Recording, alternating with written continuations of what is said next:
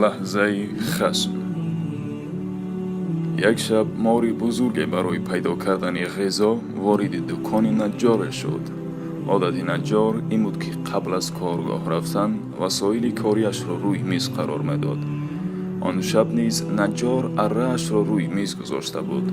وقتی که مار از آنجا میگذشت بدنش در اره گیر شد و کم زخمی گشت. مار برای دفاع از خود اره را گزید. این کار سبب خونریزی دور دهانش شد، اما خود نمیدانست که چی اتفاق رخ داده است. مار گمان کرد که اره به او حمله دارد و برای همین تصمیم گرفت که از خود بیشتر دفاع کند.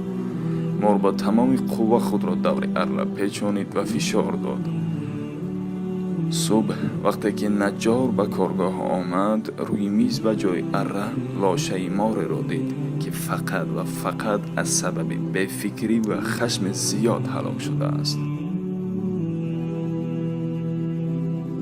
ما در لحظه خشم میخواهیم به دیگران صدمه رسانیم، ولی بعداً متوجه میشویم که بجز خودمان دیگر کسی را نرنجانده ایم.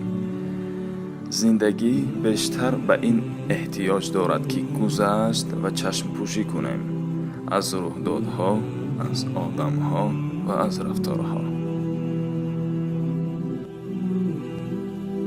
عزیزان، این حکایه را با دوستانتان پهن کنید و اگر این نوار با شما پسند آمده باشد پس به صحیفه ما ابونه شوید تا که از نوارهای نو و فایده‌ناک ما با خبر باشد. تا دیداری آینده.